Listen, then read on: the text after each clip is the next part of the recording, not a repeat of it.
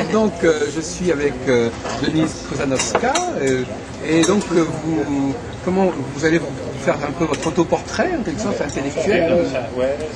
Bien, je suis essentiellement une praticienne. Je fais des cartes du ciel régulièrement depuis 20-25 ans. Et c'est, on peut dire, l'essentiel de ma vie, c'est d'interpréter des cartes du ciel aux gens. Maintenant, ma pratique, je considère que j'ai fait une découverte. Je crois que c'est pas une découverte vraiment. J'utilise beaucoup les directions symboliques qui sont très proches des arcs solaires, mais quelques secondes près.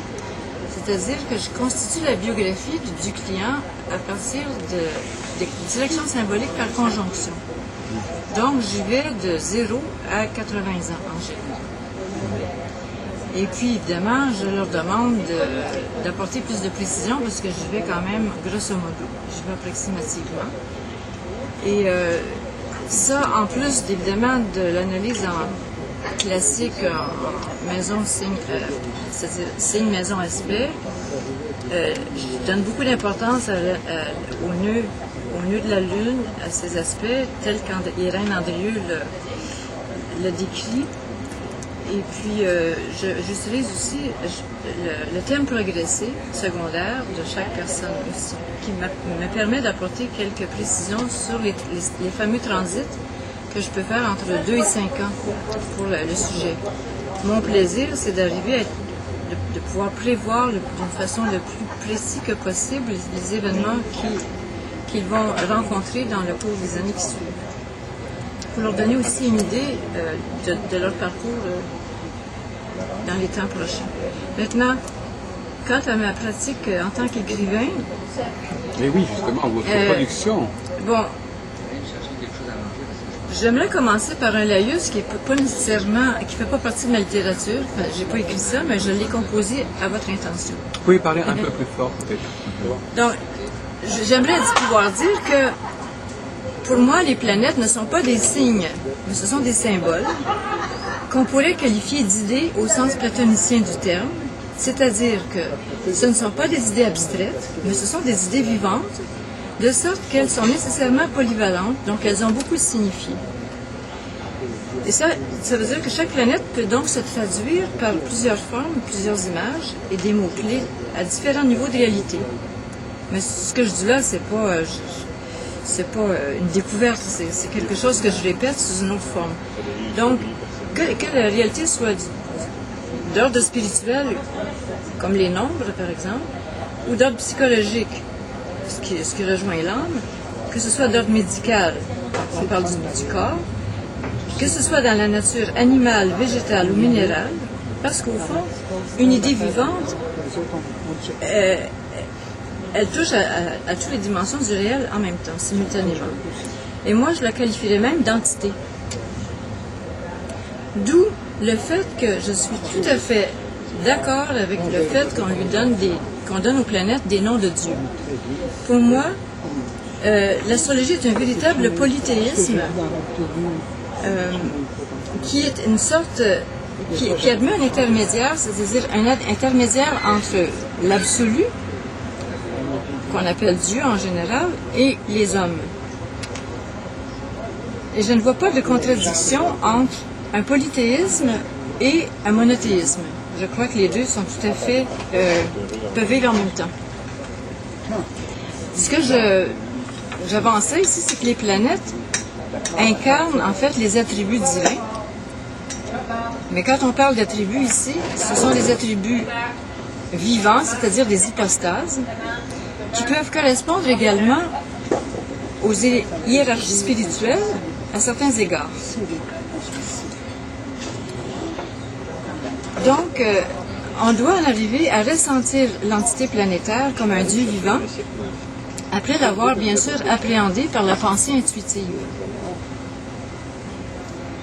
Et ça, je peux dire que ça fait partie de mon vécu personnel. Maintenant, j'aimerais parler un petit peu de Vénus que j'adore, comme tout le monde. Et je crois que Vénus est mieux comprise par sa relation au Soleil.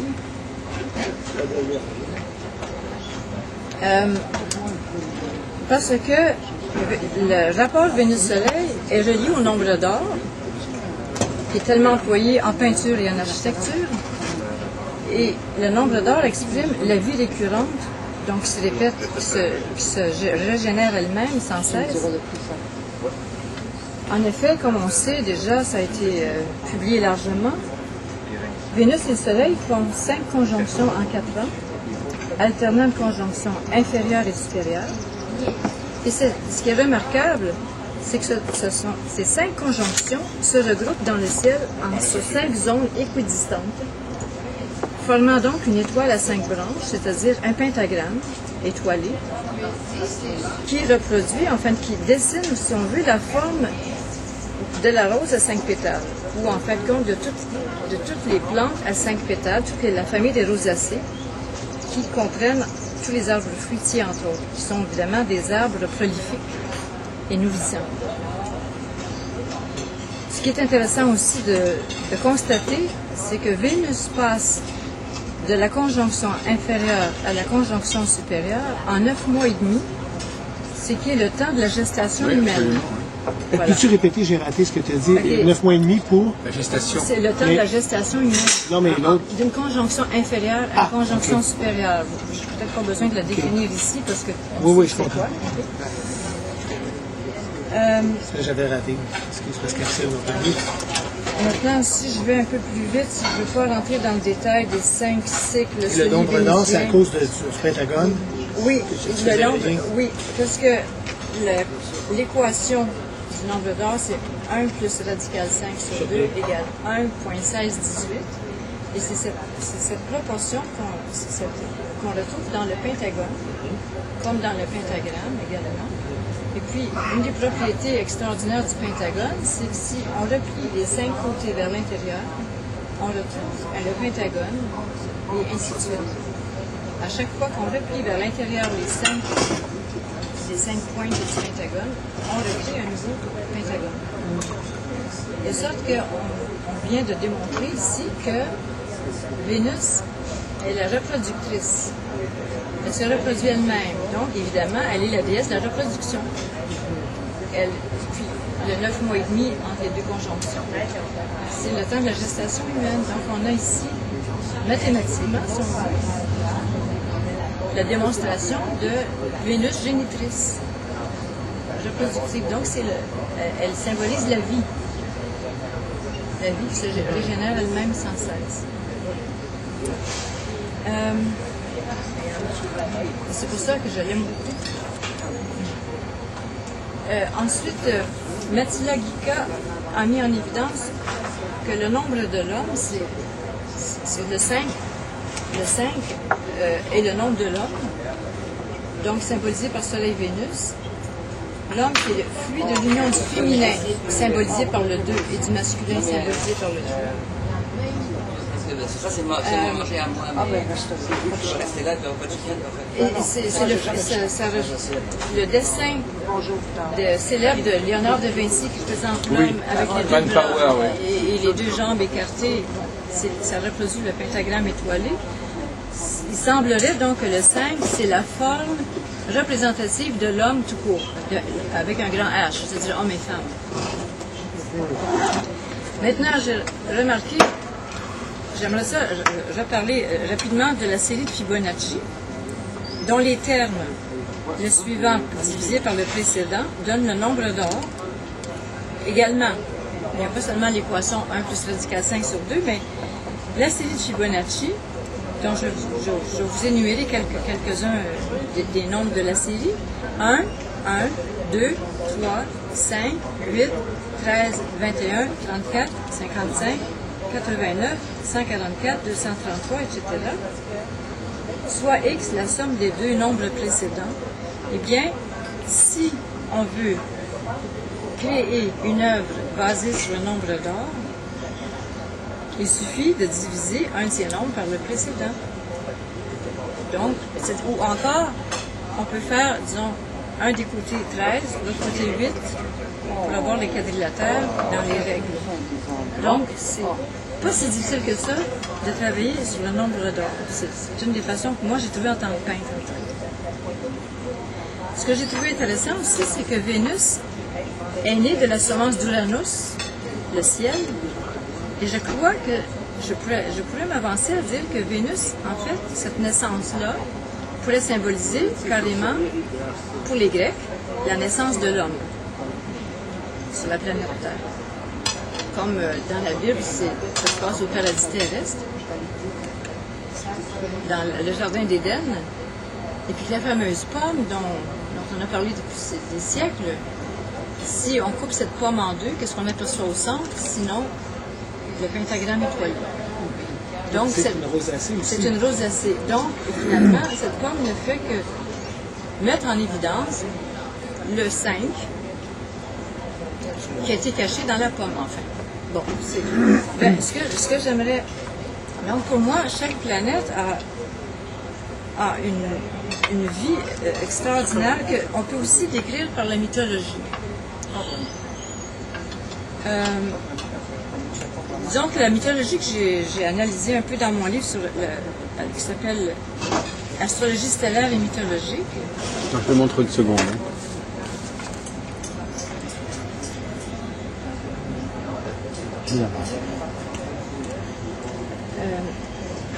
J'ai développé, en m'inspirant de Lise Sénard, c'est-à-dire Françoise Sénard et Lise Green en bonne partie. Sénard, vous parlez de qui, le Sénard? Françoise, c'est Marcel Sénard. Marcel Sénard, excusez-moi. Le zodiaque, on fait d'ontologie. Voilà, c'est ça. Ce sont les deux livres qui m'ont inspiré beaucoup. Parce que chaque constellation est rattachée à un mythe, et dans toutes les étoiles qui en font partie également. C'est ça que ça peut déjà nous aider à définir les étoiles autrement que Robson nous le rapporte ou que Ptolémée nous l'a rapporté. On peut les voir comme l'ensemble un ensemble signifié par la mythologie correspondante. Je vais vous donner un exemple. La mythologie de Persée, parce qu'il y a une constellation de Persée qui est située au-dessus du Bélier, donc qui participe du sens du Bélier en tant que tel. Persée, donc, fut celui qui a coupé la tête de la Méduse avec une épée. Alors, la Méduse était le personnage à la tête couverte de serpents et qui symbolisait la clairvoyance atavique, c'est-à-dire la clairvoyance qu'on avait, dont l'humain jouissait autrefois. Facultés qui se sont perdues à peu près un petit peu avant l'époque grecque. Alors, en coupant la tête de la Méduse, Persée se trouvait à détruire une époque révolue. Ensuite, pour couper cette tête-là, il a dû user d'une certaine ruse, c'est-à-dire de son bouclier comme miroir pour ne pas voir la tête, puisque la tête avait un regard pétrifiant. Ensuite, il chevauche dans l'espace et il aperçoit sur les rivages Andromède. Andromède était la fille de Cassiopée et de Céphée, qui avait été condamnée à être dévorée par le monstre Céphée, la baleine, parce que sa mère, la mère Céphée, s'était vantée publiquement que sa fille était plus belle que les Néréides, qui étaient les filles de Poséidon.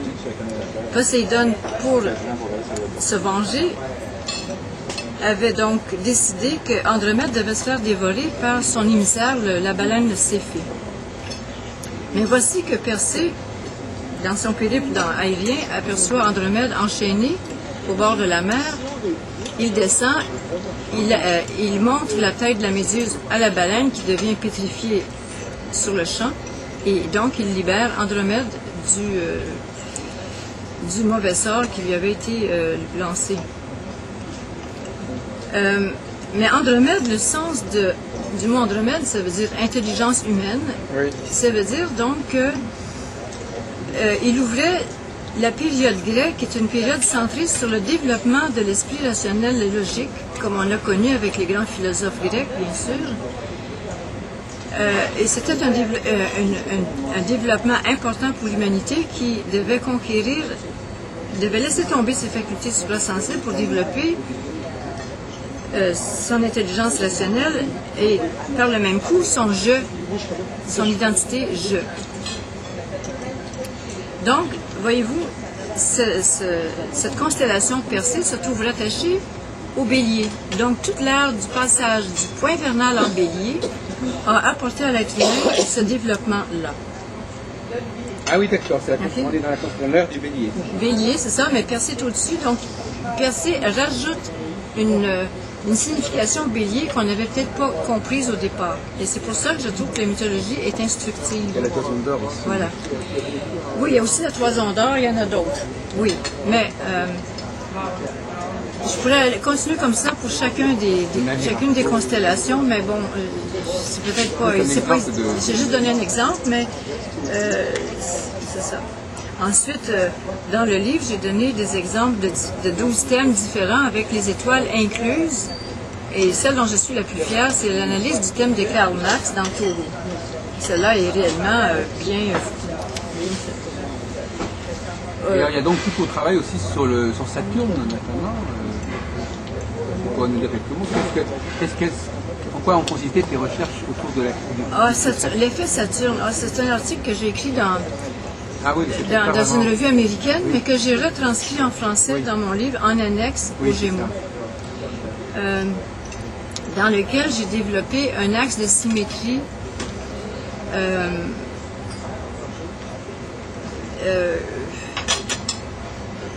qui part de l'étoile polaire jusqu'au centre galactique. Et de part et d'autre, j'ai analysé des événements de la guerre de 14-19 d'un côté, le passage de Saturne donc, en Taureau, et de l'autre vous dites côté... au Canada, vous dites 14-19 ? Oui. En Europe, on dit 14-18. Ah, ok, 14-18. Oui, vous avez raison. Il y a d'autres façons de... Non, c'est vrai, vous avez raison. C'est une lapsus de ma part.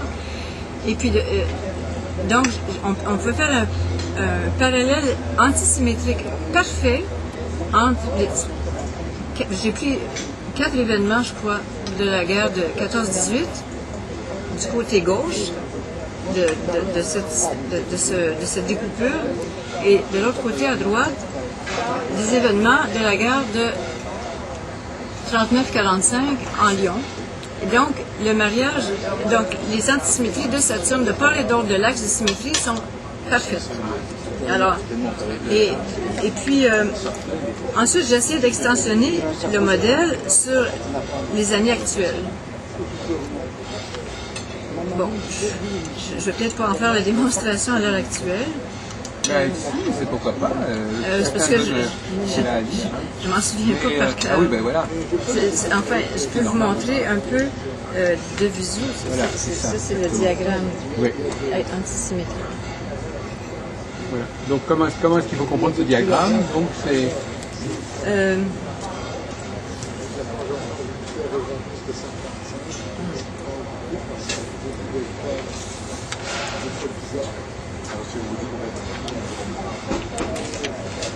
Parce que c'est ça, capable de faire pour le siècle.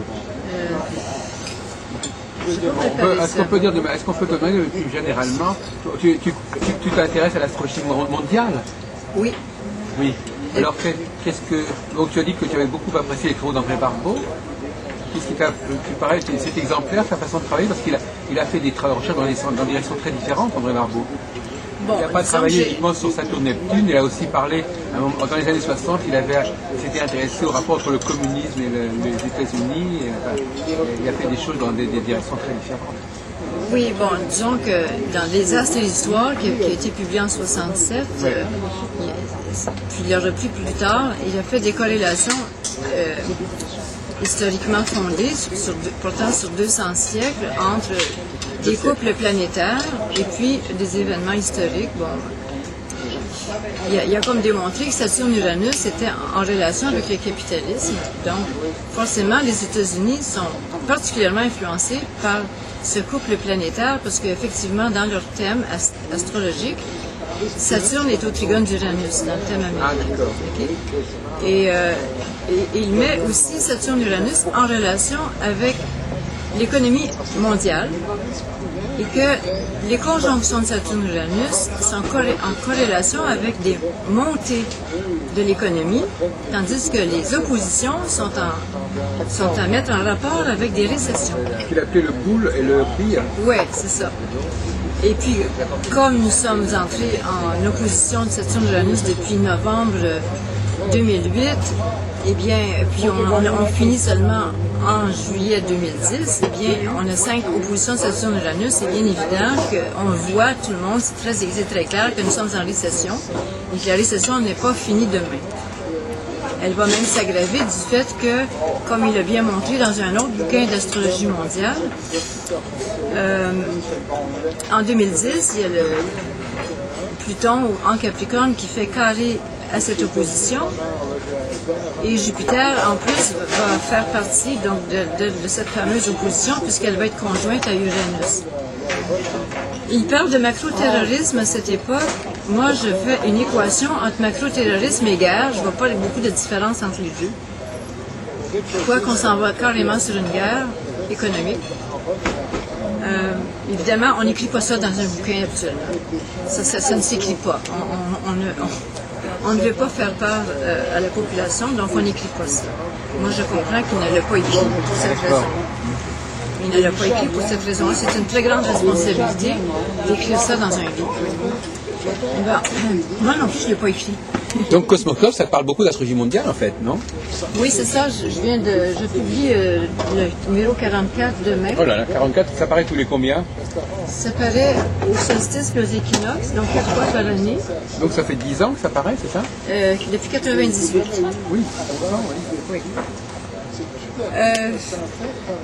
Par exemple, dans le numéro 43, j'ai étudié les phénomènes des émeutes en Grèce. Et puis, disons que je vais faire une parenthèse ici. Pour vraiment être efficace en astrologie mondiale, il faut bien connaître la politique. Il faut très bien connaître parce qu'on peut s'égarer facilement. J'ai aussi constaté par des journaux européens qu'il y avait effectivement un éveil de l'ultra-gauche en Europe. Parce que il y avait non seulement l'opposition de Saturne-Uranus, mais Neptune faisait un semi-sextile exact à Uranus tout en faisant un quinconce à Saturne. Et Neptune-Saturne, c'est bien le couple de la gauche. Or, il s'est avéré qu'il y a eu des phénomènes en France, comme le sabotage de la SNCF, qui était l'œuvre d'un réseau d'extrême gauche. Donc, j'ai étudié ce phénomène-là à l'aide et du cycle Saturne-Neptune et Saturne-Uranus, mais à partir des événements, des émeutes en Grèce. J'ai prolongé et je me suis rendu compte que ces réseaux-là, qui œuvraient en France, œuvraient également en Grèce, œuvraient également en Espagne, œuvraient également en Italie, œuvraient également aux États-Unis. Donc, ici, on a affaire à un réseau international et non pas seulement français. Donc, il vaut la peine de se pencher sur le sujet.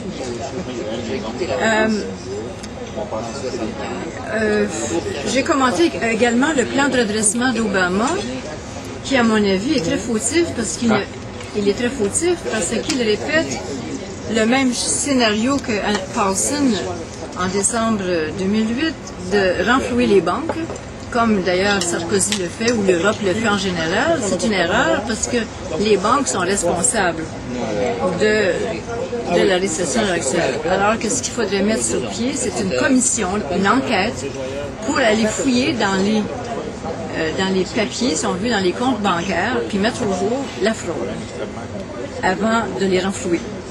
Bon, enfin, j'ai étudié donc le thème d'Obama et le plan de redressement. Et puis, j'ai également écrit un article sur le fameux feu, le grand feu qu'il y a eu en Australie l'été dernier. Et en l'attribuant à l'effet du mouvement des absides, quand on parle en ce moment de réchauffement planétaire, on ne devrait pas parler de l'effet du CO2, mais on devrait plutôt parler d'un phénomène, enfin, de cycle solaire en tant que tel, parce que le CO2 n'est responsable que pour peut-être 2 ou 3% de l'effet de serre, pas plus. Mais on utilise cette histoire du CO2 pour faire une nouvelle bulle à la bourse internationale, d'une part, et d'autre part, pour mobiliser la population mondiale sur une écologie c'est surtout sur des nouveaux systèmes énergétiques comme éoliennes, solaires et autres, qui, bien qu'elles peuvent servir de systèmes supplémentaires, si on veut, pour fournir, disons, des résidences, ne sont pas suffisantes en soi pour faire fonctionner l'industrie. Donc, on se retrouve ici devant une volonté concertée de faire reculer l'industrialisation actuellement, ce qui est très inquiétant parce qu'on va retrouver que les 7 milliards d'habitants de la planète ne pourront pas survivre. Et je trouve ça extrêmement inquiétant. Mais le carré plutonien qui s'en vient en 2010, c'est un abcès qui peut être extrêmement violent. Parce que il est intéressant d'observer le thème des États-Unis en particulier dans ce carré-là, parce que déjà depuis 2008, comme le milieu du ciel des États-Unis est à 1 degré balance, Pluton fait déjà un carré à leur milieu du ciel. Et comme le Pluton américain est en maison 2, en Capricorne, maître de 12, un mauvais transit de Pluton sur le milieu du ciel, évidemment, signe une difficulté économique très sérieuse. Maintenant, les aspects qui s'en viennent prochainement, Saturne va passer sur le milieu du ciel des États-Unis, ensuite sur leur Saturne qui est à 14 balances. C'est évident que les États-Unis vont passer, ensuite Uranus-Jupiter opposé à leur milieu du ciel, les États-Unis vont probablement traverser une phase de guerre civile. Ah oui? Ce ne sera peut-être pas la guerre de la dimension, l'amplitude, je ne peux pas dire c'est pas la guerre de sécession tout de même, mais ce serait quand même important. Si on savait que déjà à l'heure actuelle, dans peu de mois, il y a eu 200 ou 300 manifestations assez fortes aux États-Unis dont on ne parle pas. Il y a déjà un mouvement de colère montant chez les Américains, qui n'a pas qu'à s'aggraver avec le plan de redressement d'Obama qui ne comble pas les besoins américains, puisqu'ils ont perdu des millions de maisons. La récession est extrêmement forte chez eux. Et il y a des gens qui habitent carrément dans des tentes en plein Las Vegas. Il y a des gens qui habitent dans leurs automobiles en plein Californie. La pauvreté est galopante, le système de santé ne fonctionne pas bien. Enfin, je ne vais pas rentrer dans trop de détails à l'heure actuelle, mais je ne peux que prévoir un temps extrêmement dur pour les États-Unis. Et alors Obama, qu'est-ce qu'il va devenir? Ça, je vais vous dire, Il va pas s'en sortir. à partir de septembre environ, Obama va passer par on peut dire un temps d'impopularité. Oui, Il va être très impopulaire. oui. Parce que Obama, en mars, dans son thème natal, il a Mars à 22 de la Vierge, en 7 conjoint 8, et Saturne, quand il va passer sur son Mars, qui symbolise la mainmise qu'il a prise sur l'économie, on veut voir qu'il va être aux prises avec un problème grave parce qu'il ne pourra pas donner satisfaction, à moins qu'il redresse complètement sa manière de faire sur le plan de l'économie. Et puis, comme peu de temps après, à partir du 30 octobre, Saturne fait naître en balance, va passer sur le premier degré de la balance, sur le milieu du ciel des États-Unis, au carré de Pluton. C'est clair que c'est très clair que il va y avoir des graves problèmes aux États-Unis. Mais alors comment est-ce que vous coordonnez votre capacité d'analyse politique avec l'astrologie? Qu'est-ce que l'astrologie apporte à votre analyse politique de la situation politique? Parce que il y a des analyses que vous faites qui sont des analyses qui peuvent être d'ordre, qui ne sont pas forcément astrologiques en fin de compte. Et alors, est-ce que ça vous donne un plus? Est-ce que l'astrologie vous donne un plus dans la compréhension et l'analyse des phénomènes politiques? Oui, par exemple, comme j'ai la carte du ciel des États-Unis, la carte ciblée que j'utilise du 4 juillet 1776, leur Pluton est à 27 Capricorne, je peux voir que lorsque Pluton va transiter leur Pluton radical, c'est en 2022, les États-Unis vont vivre une renaissance. Donc, je ne prédis pas la fin des États-Unis. Je prédis un temps extrêmement dur, mais je peux voir, à cause de leur carte du ciel, la renaissance à l'horizon. En fait, déjà au moment du passage de Saturne en Sagittaire en 2014 au trigone d'Uranus, comme c'est le trigone dont profitent les Américains, déjà, donc fin 2014-2015, il y aura déjà un début de reconstitution des États-Unis d'Amérique sur le plan économique. Mais avant que ça arrive à pleine capacité, il va falloir attendre que Pluton transite leur Pluton en 1922. Donc, on a un assez long passage. Et est-ce que l'Europe va avoir les mêmes problèmes que les États-Unis ou que l'Amérique du Nord et le Canada? Je ne sais pas.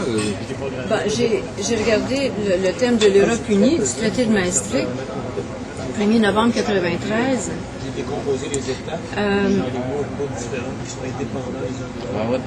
Il ne faut pas ralentir la machine, il faut la cracher. L'Europe unie aussi va passer un temps difficile, mais c'est pas aussi clair par transit dans le thème de l'Europe unie. Moi, pour l'instant, je préfère pas en parler, mais d'après d'autres analyses que j'ai faites sur l'Europe unie, elle va devoir probablement renoncer à son traité de Maastricht pour fonctionner comme l'Europe a fonctionné avant l'euro, avant la mise sur le marché de l'euro, revenir à la formule de l'Europe unie d'avant l'euro. Ça pourrait marcher. Au Canada, vous dites l'Europe unie, parce que dans d'autres pays, on dit l'Union européenne. C'est l'expression attestée Europe unie. Peut-être pas. Là. Je sais pas, je demande, moi jamais. Nous, on dit, je crois que généralement, les gens disent Union européenne. J'ai travaillé pour ça. Mais peut-être que ça existe, je sais pas. Je sais pas, moi je l'utilise Europe unie. Oui, d'accord, oui. Non, mais peut-être que c'est une expression qui est en cours. Et alors mais par contre, pour la France, j'ai monté le thème de la France et on sera peut-être pas tous d'accord avec moi, mais je n'utilise pas un thème de constitution républicaine pour la France. J'utilise ce que j'appellerais un thème de fondation. C'est toujours préférable d'utiliser un thème de fondation qu'un thème de constitution gouvernementale. Moi, ce serait 496 après Jésus-Christ, le baptême de Clovis, le 5 décembre. Et parce que c'était le premier roi, même si le territoire à l'époque évidemment n'était pas le même qu'aujourd'hui, c'est bien évident, mais c'était le premier moment où la France a vu le jour. Et dans ce thème, il y a carré Saturne et Pluton. Saturne est carré Pluton et Uranus est carré Neptune. Donc la France est très influencée par les deux cycles et de Saturne Pluton et d'Uranus-Neptune. Curieusement, le traité de Maastricht s'est produit à la conjonction d'Uranus-Neptune et au carré de Saturne-Pluton.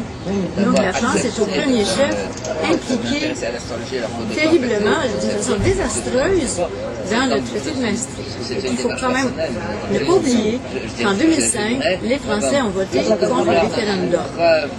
Et la Hollande un peu plus tard. Mais dans ce thème de France, je trouve ça remarquable. C'est Saturne carré Pluton en 496 et le carré d'Uranus-Neptune qui est dans le thème natal de France. Je crois que c'est... Moi, je l'ai vérifié ce thème avec beaucoup d'événements historiques parce qu'on ne peut pas... Oui, c'est intéressant d'avoir cet autre point de référence, effectivement, qui est très ancien. Oui, que ça montre bien que le point de départ est important en astrologie. Oui, absolument. Il n'y a pas que le point d'arrivée, il n'y a pas que l'arrivée, il y a le point de départ qui est porteur de beaucoup de choses. Mais la question, c'est justement entre ce qui est au départ et le temps où les choses ne vont pas se faire tout de suite. Non, c'est ça. Il y a un moment de maturation, il y a un moment d'incubation. Et c'est là que l'astrologie rencontre des difficultés parce que le point de départ, il est parfois difficile à cerner. Là, par exemple, c'est difficile de cerner le début de la France. Et puis les événements, eux aussi, finalement, ils sont en fonction de beaucoup de facteurs, beaucoup d'interférences. Ça fait que la recherche astrologique n'est pas si facile à mener que ça, en fait. Bon, j'ai travaillé avec plusieurs astrologues pendant une dizaine d'années. Ah oui? Oui, en astrologie mondiale. On se rencontrait une fois par mois. On a fait moult et moult thèmes ensemble. On a argumenté beaucoup pour en arriver justement à découvrir ce thème pour la plante. Et puis, j'ai fait la démonstration à l'époque et puis on m'a tous donné raison pour ce thème. De même, Axel Harvey m'a donné les coordonnées pour l'Angleterre. C'est une carte aussi très ancienne. Alors il la met quand? À Telstar. C'est quoi? C'est quelle époque? C'est quelle année? Je crois que c'est 927, quelque chose comme ça. Je me souviens pas par cœur. C'est pour moi tout neuf. La naissance de l'Angleterre. La naissance de On pose le problème des thèmes de naissance des pays. Oui. C'est ça qu'il faut aller chercher plutôt. Mais pour la Chine, par exemple, comme l'histoire de la Chine se perd dans la nuit des temps, on est obligé de prendre le 1er octobre 49, donc le début de la République populaire de Chine pour fonctionner, on n'a pas le choix. Mais c'est pas mauvais non plus de travailler sur une constitution comme la 5e République, parce qu'elle aussi parle. En fin de compte, chaque république apporte un autre point de vue sur le pays. Ça s'ajoute. Ça s'ajoute comme, un peu comme le thème de conception et le thème de naissance. Les deux peuvent s'ajouter. Ils ne s'éliminent pas, ils s'additionnent, si on veut, ils se complémentent. Parce que c'est une autre chose, j'ai travaillé sur le thème de conception à partir de la structure métisse égyptienne. Avec le thème de naissance, on peut calculer le thème de conception. Et donc, à partir du thème de conception, il y a Veli Suker a développé, Veli Suker, si vous ne connaissez pas, c'est un anthroposophe, il a développé un thème graphique qui dessine la trajectoire de toutes les planètes entre la conception et la naissance,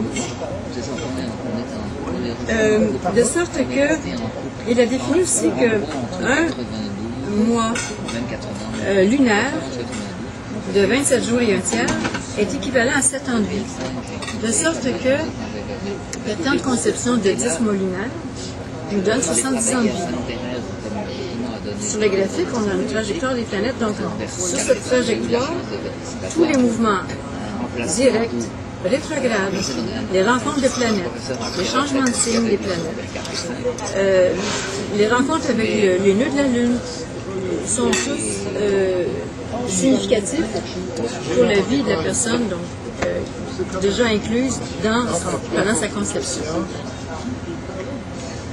Maintenant, j'ai écrit aussi, je me suis Mais bien sûr, au contraire.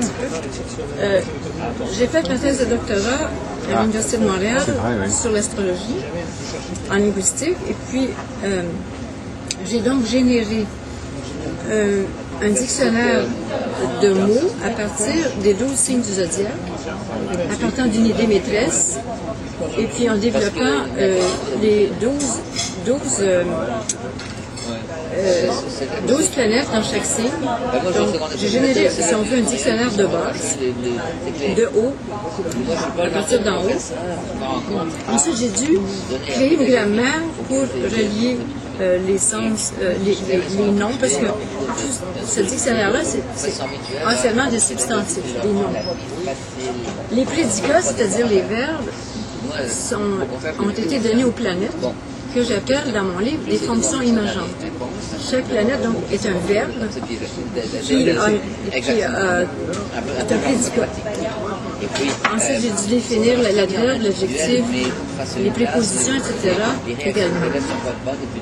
Ensuite, avec cette grammaire et ce dictionnaire en tête, j'ai appliqué cette matrice à des poèmes hermétiques tels ceux de deux poèmes du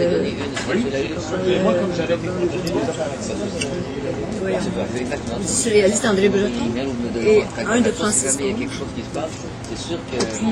voilà, ça a été Donc ça a été accepté, cette thèse Non.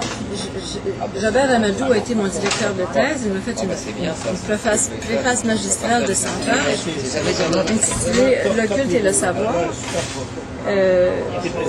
connais les Toastmasters? Mais bon, il n'avait pas un pouvoir sur l'Université de Montréal en tant que tel, donc j'ai dû faire mon deuil de la reconnaissance sociale. Alors, ils n'ont pas accepté que tu soutiennes ou tu as quand même soutenu? Non, j'ai pas pu. Non, quand il y avait un dossier, il y avait un rapport préparatoire qui n'a pas permis. c'est-à-dire que la fonction, comment ça fonctionne, c'est le jury détermine au départ si la thèse est recevable ou non. Si elle n'est pas recevable, il n'y a pas de soutenance de thèse. Ça vient de la structure de la matière. Oui, c'est ça. Et alors, qu'est-ce qu'ils ont argumenté comme... Moi, j'ai pas d'argument. Ils m'ont pas donné d'argument. Bon, j'en ai entendu parler un peu, mais moi j'ai étudié avec elle. Bon, c'est ça. Donc, le but de la thèse, c'était de montrer quel était l'enjeu de la thèse. L'enjeu de la thèse était de démontrer que l'astrologie est un langage universel qui ne s'applique pas qu'à des cartes du ciel avec, je trouve, un registre de mots-clés assez limité. Je voulais montrer que l'astrologie pouvait s'appliquer à n'importe quelle sorte de Mais là, texte. vu que On peut décoder n'importe quel texte à partir d'un vocabulaire astrologique si on sait l'extensionner suffisamment. Moi, je veux m'éloigner, C'est ça mon but. je veux m'éloigner, c'est que j'ai l'impression Qu'on analyse même des textes juridiques, à la limite, ça pourrait être possible. Je l'ai pas fait, là. J'ai pas fait le test, mais en principe, tout texte pourrait être décodé par une sémantique et une grammaire de ce type. Oui, c'est intéressant, mais j'aimerais bien comprendre un peu mieux ce système. Donc, c'est un peu, il y a des mots-clés pour chaque signe, donc il y a une série de mots qui correspondent à... Il y a un champ sémantique pour chaque signe, c'est ça? J'arrive à un endroit où je vais pouvoir être bien, puis ça Oui, va être c'est ça. Par Et exemple... Gauquelin avait fait un peu la même chose, il avait créé des séries de mots comme ça pour chaque planète. Par exemple, j'ai défini le bélier comme une catégorie de l'entendement ou de l'esprit. Je définis Mars en bélier comme le mot idée, concept, nombre. Vénus en bélier, je le définis comme pensée ou réflexion ou conception. Mercure en bélier comme comparaison ou rapport. Lune en bélier comme imagination ou rêve. Soleil en bélier comme intuition ou personnalisation. Vulcain en vierge comme sélection ou perfection, etc. Est-ce que ça veut dire qu'un écrivain, selon le langage qu'il utilise, on va savoir quel est son système natal? Mais j'utilise beaucoup. Non, mais j'utilise beaucoup. La loge. On va déterminer sa signature natale par son langage, le choix des mots qu'il utilise. On ne peut pas remonter. Est-ce qu'on peut remonter du choix des mots de l'écrivain, de l'auteur, vers son thème natal? Probablement. Je n'ai pas fait l'expérience. Mais par exemple, ici pour le taureau, je définis taureau comme le phénoménal, le devenir, comme idée maîtresse. Ensuite, je développe Mars en taureau, égale action, initiative, Vénus en taureau, sensation, perception. Bon, le Gémeaux, je le définis comme... De passer d'un truc à l'autre, pour moi, c'est... Non, comme le son, le souffle, la relation éthérique. Comment toute cette série permet de décoder un texte, quel qu'il soit? On va choisir les mots qu'il utilise et après on va voir à quel champ sémantique zodiacal ça correspond. Oui. Par exemple, On peut utiliser un logiciel pour ça. je sais pas, c'est trop subtil, c'est un peu comme la carte du ciel, la synthèse de la carte du ciel. Et ça, c'est très bon. On ne peut pas la faire par l'ordinateur. On peut faire l'analyse, mais on ne peut pas faire la synthèse. Mais là, par exemple, est-ce qu'on peut prendre un texte de quelqu'un et puis choisir, voir à quel élément zodiacal planétaire il y a des dominants? Je vais vous donner un exemple. Mélusine, Mélusine après le gris, Mélusine au-dessus du buste. Mélusine, je la définis comme Vénus en poisson.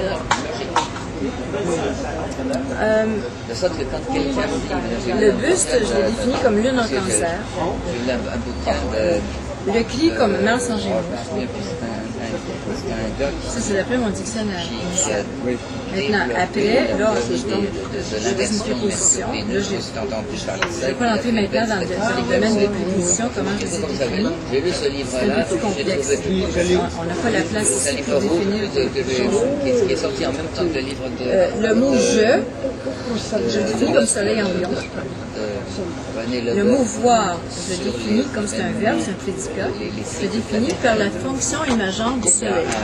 Le soleil devient un prédicat. Et C'était prédit par le verbe ce voir. truc-là, et puis je vois à un moment donné, Miroiter, je vois miroiter ces écailles. Miroiter, c'est encore un prédicat que je définis par la fonction imageante de la Lune. Parce que la Lune a une fonction de refléter la lumière, de miroiter. Donc, je l'ai traduit par la fonction imageante de la Lune. Ouais. Par contre, Les écailles, je vois miroiter ces écailles. Les écailles, Saturne en Cancer. Chaque nom est défini par une planète en cercle, mais chaque verbe est défini par une fonction imageante, une planète qui devient un prédicat. il fallait que je comprenne, oui, Linguistique. Linguistique. Il fallait que je comprenne Comment vous avez introduit votre travail, pour te dire, c'est surtout que comment vous avez essayé de justifier qu'il s'inscrivait dans le champ de la linguistique? J'ai pas pu, j'avais... Mes deux directeurs de thèse étaient d'accord avec ma thèse.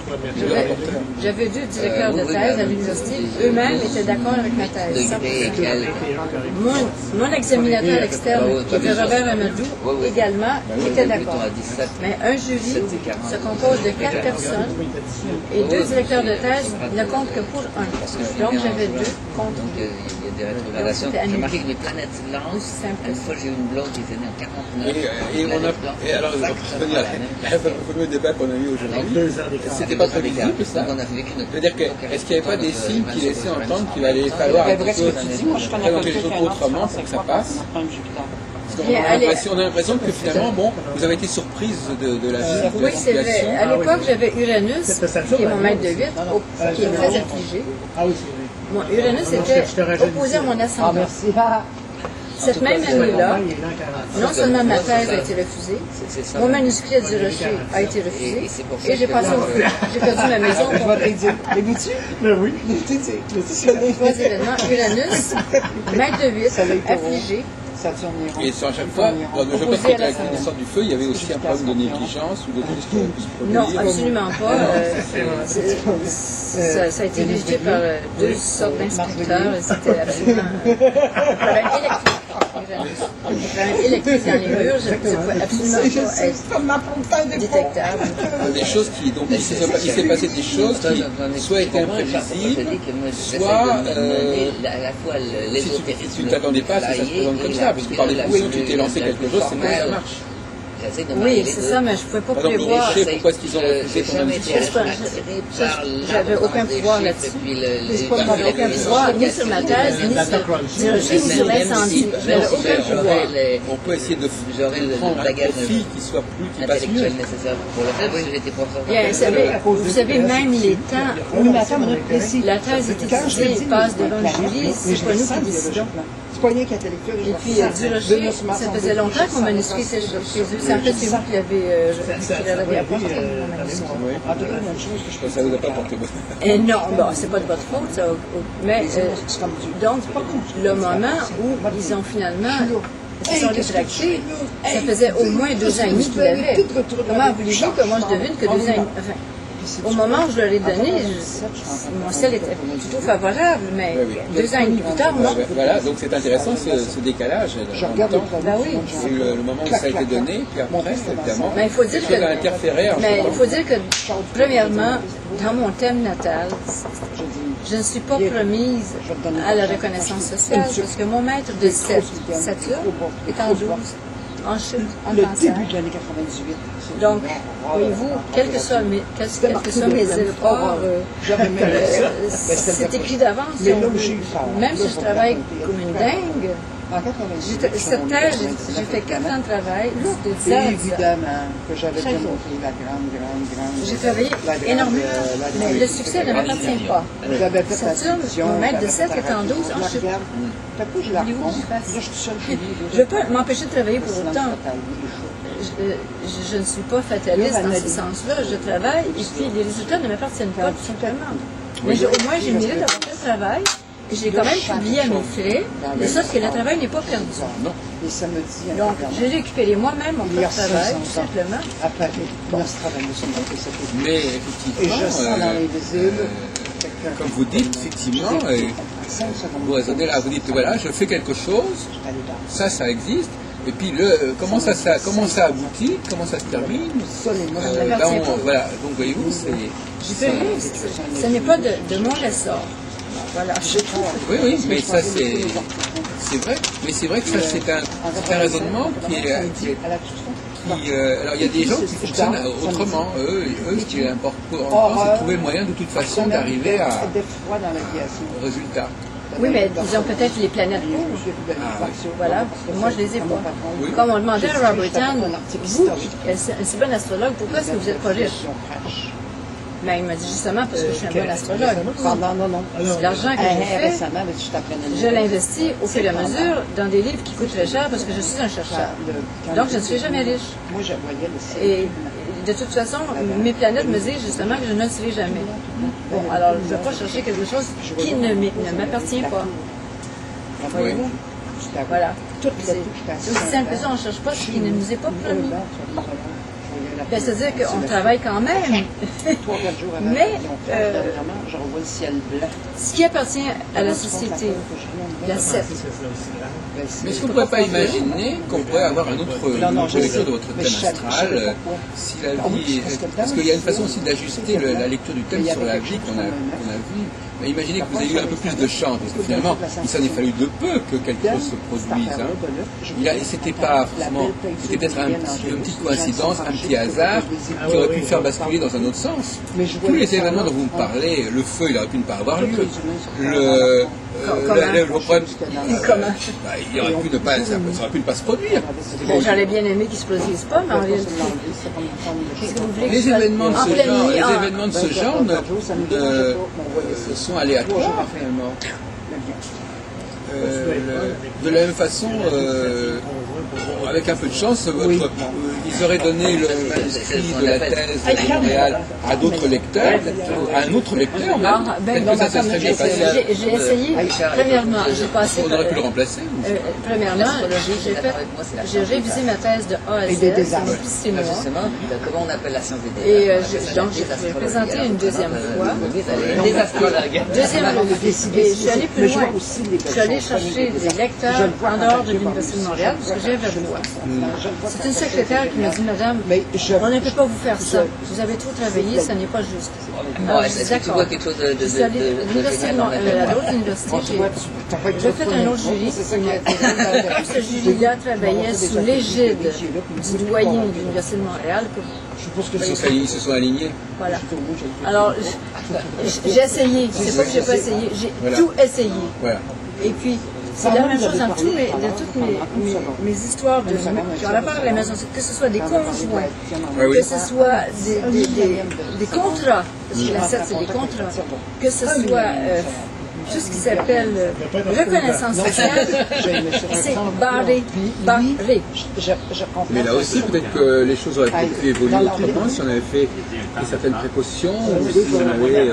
Enfin, de toute façon, pour revenir à ce que nous avons discuté pendant toutes ces journées, effectivement, il y a des personnes qui ne captent pas, qui n'arrivent pas à prévenir les choses, à prévoir les choses. Finalement, c'était un paradoxe chez vous, c'est qu'en fin de compte, vous êtes astrologue, mais en même temps, il y a beaucoup de choses qui ne se passent pas comme vous le voudriez. Ben, une carte du ciel, c'est pas pour... On ne peut pas faire en sorte... Parce qu'au présidentiel, l'astrologie nous aide à obtenir ce que nous voulons, ou nous aide à dire qu'est-ce que nous pourrions faire qui pourrait marcher. Bien. On ne peut pas faire marcher les planètes qui ne marchent pas au départ. Si la planète est en chute, qui est dans une maison cadente. Quand même que je ne peux pas faire marcher la planète, elle est là. Et vous ne pourriez pas, si vous étiez vous-même astrologue en train de conseiller Denise Kladowska, oui. Qu'est-ce que vous lui diriez alors? Moi, à 18 ans, j'ai consulté un astrologue qui m'a dit, madame, ne signez aucun contrat. Oui. Parce que pour vous, c'est toujours mauvais. Tous les contrats, oui. Quel que soit le contrat, on s'entend, mariage, j'entends parler de quelque chose n'importe quel contrat d'affaires, madame, ne signez pas de contrat. Mais moi, par contre, Elle me l'a dit à 18 ans. il y a À chaque fois que je suis revenue des fois, on est obligé de signer des contrats qu'on ne veuille pas. On achète une maison, il faut signer un contrat. On lit une maison, il faut signer un contrat. On se marie, on signe un contrat. les coordonnées, les liens, tout ça. On ne peut pas ne pas. C'est impossible. La société est mais je le sais d'avance. Mais voyez-vous, malgré tout, je m'avais vu, j'ai fait 44 numéros à date. C'est l'astrologie mondiale. Je n'ai pas de l'eau public, je vends peut-être une soixantaine de numéros. C'est pas beaucoup. Je ne fais pas d'argent, là. Je fais peut-être 5 $5 par numéro. L'intérêt, pour moi, n'est pas de faire des sous. L'intérêt, c'est de continuer, parce que moi, ça m'oblige de faire la recherche. Ça m'oblige à continuer à lire dans le domaine politique. Et je lis beaucoup, constamment. De sorte que je suis tout le temps en train de travailler. Mais est-ce que vous pourriez déterminer les domaines où vous pourriez avoir une certaine réussite alors? Le jardin, monsieur. Comment? Jardinage. Bon, d'accord. Non, parce que justement, il s'agit aussi de... Parce que je pose la question, l'astrologue, il va devoir indiquer à la personne dans quel domaine elle est mieux équipée ou mieux armée, comme on dit. Moi, j'ai Vénus Mars en taureau en 11. Donc, Vénus est dans son domicile en taureau. Elle est confortable. Alors, tous les travaux de la terre, donc le jardinage, verger, les petits bois, tout ce qui s'appelle culture, ça me va. Également la peinture, je suis peintre depuis l'âge de 18 ans, et la poésie, et puis les amis. Alors là, ça va bien. Les amitiés, ils fonctionnent pour moi beaucoup mieux que les unions. Les unions, non, que les amitiés, non. Donc, je m'exerce à avoir des amitiés à tous les paliers. C'est ma porte de sortie. Mais effectivement, il y a quand même là un danger, je trouve, parce que on en parlait, je crois, avec Karl Meyer, on disait finalement, il y a toujours deux solutions. Soit on dit à la personne, est-ce qu'il n'y a pas un moyen d'intervenir justement sur le déterminisme de la personne au départ, qui l'empêche d'avoir certains résultats, et s'il n'y a pas une thérapie ou une intervention à faire pour déconnecter certaines... Moi, ce que je dis aux gens quand je vois que dans leur thème, c'est comme moi, le mariage, ça va pas, je leur dis, écoutez, mariez-vous pas, au lieu d'aller vers l'amitié amoureuse, ça vous convient. Mais ne faites pas la gaffe de vous marier, ça ne vous va pas, ça ne marchera pas. Alors, soyons clairs, vous aimeriez peut-être vous marier, mais vous allez vous buter. Je vais vous donner un exemple, Denise. Imaginons que quelqu'un veuille faire une expédition alpine, il veuille monter un pic. Bon, il faut lui demander, est-ce que vous êtes prêt pour ça? Est-ce que vous avez l'équipement pour ça? Il faut lui dire, voilà, si vous voulez le faire, il faut développer ceci, cela. Il ne faut pas lui dire simplement, vous ne pouvez pas. Il faut aussi lui dire, sous certaines conditions, si vous renforcez tel et tel facteur, en vous, peut-être que ça va marcher. Mais moi, je vais vous dire, si la personne a un Mars carré de Saturne, je vais lui dire, surtout, ne faites pas d'alpinisme, monsieur. Vous allez vous casser la gueule, ou quelque chose, en tout cas. Et donc, je vais être assez honnête pour lui dire que ce sport ne lui convient pas. Ouais. Bon, s'il y a un Mars conjoint Neptune, je vais peut-être lui dire, mais par contre, aller faire de la natation plutôt. On ne peut pas dire qu'une personne, que quelque part, il faut qu'elle fasse un travail sur elle-même pour pouvoir réussir dans un domaine ou dans un projet. Je commence à faire que peut-être qu'il faut qu'elle modifie, que peut-être qu'il y a eu des traumatismes, des blocages, tant que ces blocages existeront, ça ne pourra pas avancer. Il y a certains domaines où on peut voir qu'il s'agit d'un blocage, mais il y a d'autres domaines où moi, je ne considère pas que mon Saturne en 12 est l'effet d'un blocage personnel, parce que ces événements, j'en suis pas responsable. C'est pas un blocage qui est le problème. C'est une sorte de fatalité, c'est quoi exactement? Ben oui. C'est le sort qui vous est destiné, c'est votre karma, c'est quoi? Karma, ben moi j'aime utiliser le mot karma. Moi j'ai l'impression que vous raisonnez un peu comme un astronaute karmique qui constate un certain nombre de difficultés et qui donne d'une logique à ça. Alors qu'est-ce que c'est que ce karma qui vous amène à ce genre de situation? Saturne en 12. Non mais je veux dire, ça correspond à quoi?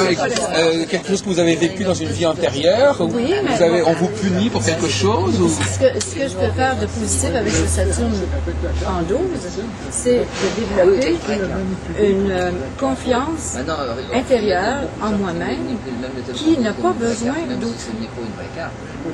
Qui n'a pas besoin d'autrui. Qui n'a pas besoin de m'appuyer sur quelqu'un, donc développer cette force intérieure dans la solitude avec des techniques spirituelles, que ce soit lecture, méditation ou autrement.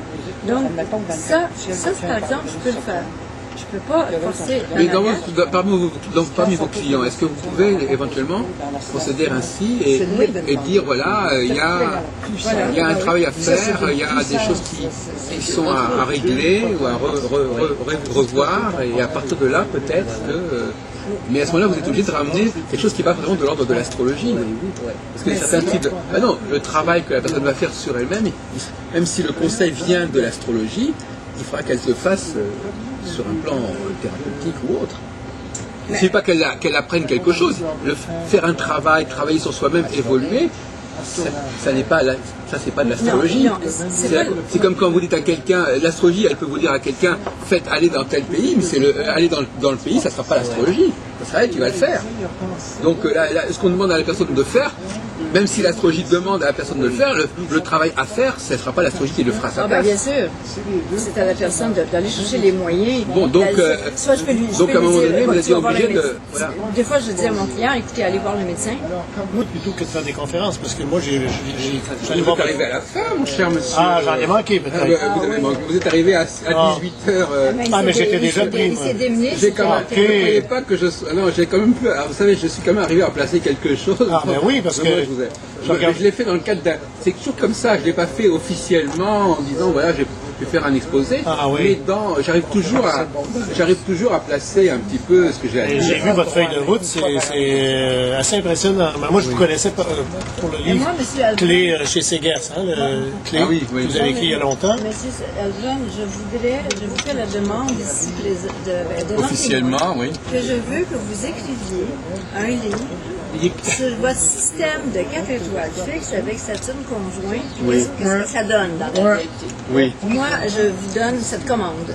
Alors, vous allez me publier alors? Vous allez me... Non, mais vous êtes plus riche que moi. Vous n'avez jamais eu de problème pour vous faire publier? Si, finalement. Au niveau papier, il faudrait que je relance un cycle parce que ça fait pas mal d'années que je n'ai pas cherché à me faire publier. Je suis victime de l'Internet. Ah oui. Ben et donc, oui, mais c'est parce que M. Albron... J'ai parié beaucoup sur l'Internet, mais je m'aperçois que le livre résiste quand même et qu'il n'a pas disparu. M. Albron ne savait et que les gens continuent à... Moi, je voudrais effectivement repasser un peu au livre papier, un petit peu.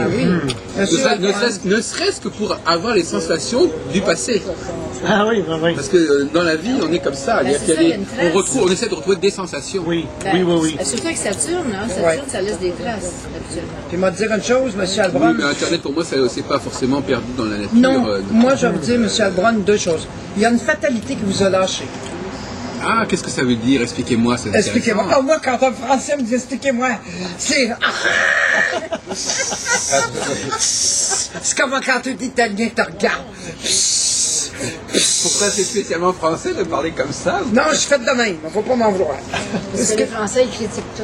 Non, mais c'est parce que moi, ça me donne des émotions très fortes au cerveau. Hey, partez pas, vous êtes là. Non, mais je suis obligé de filmer quand même un petit peu. C'est une petite pataque. Ça, c'est facile, Denise. Annex, c'est facile de rire de moi.